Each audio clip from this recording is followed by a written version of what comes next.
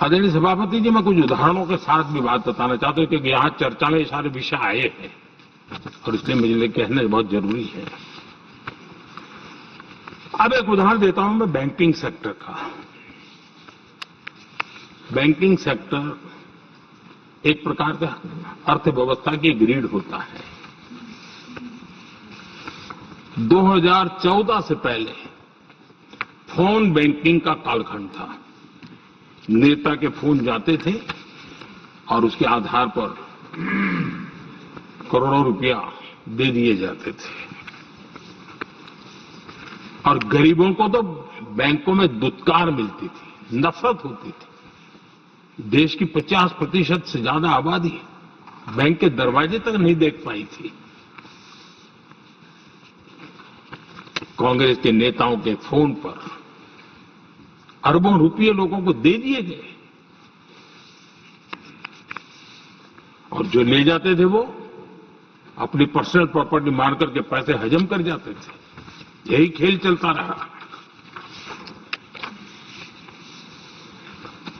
कांग्रेस और यूपीए के राज में और आज जो इंडिया अलायंस बनकर के बैठे हैं उनके राज में बैंकिंग व्यवस्था तबाही के कगार पर खड़ी थी। मैं नया प्रधानमंत्री के पद का दायित्व मुझे मिला। मैं एक देश के मुखिया से मैं मिला, ऐसे ही बात कर रहा था।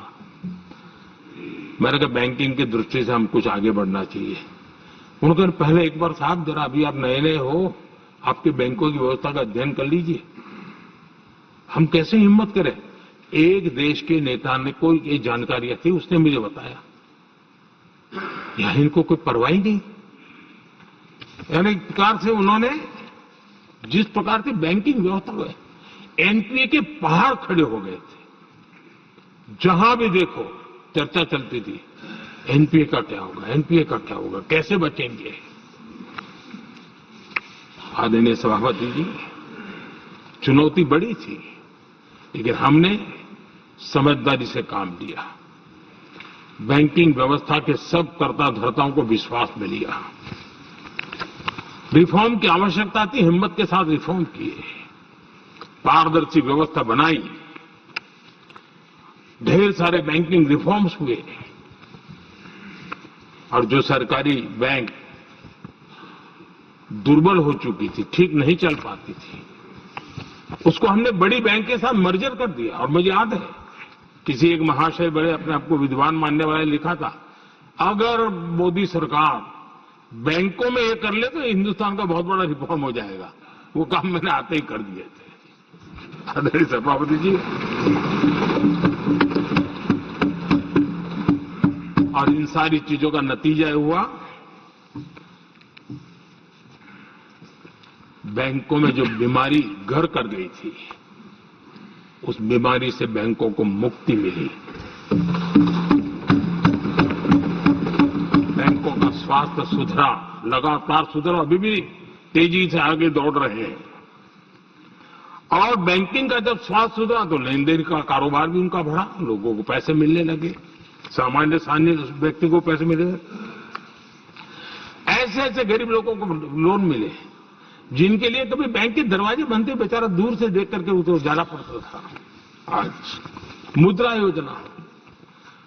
योजना जो देश के नौजवान को अपने पैरों पर खड़े रहने की ताकत देता है, मुद्रा योजना जो स्वरोजगार की प्रेरणा देता है, लेकिन स्वरोजगार के भाषण के काम नहीं होता है, उसका हाथ पकड़ना पड़ता है, उसको साथ देना पड़ता है, उसको सहाय देनी पड़ती है।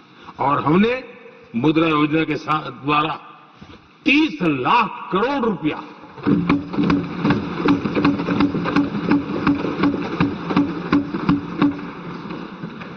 $30 लाख करोड़ रुपए से ज्यादा लोन मुद्रा योजना के माध्यम से और बिना गारंटी देश के नौजवानों के हाथ में दिया और उन्होंने अपने कारोबार को आगे बढ़ाया। और गर्व की बात है, उसमें बहुत बड़ी मात्रा में माताएं बहनें भी हकदार बनी, लाभार्थी बनी।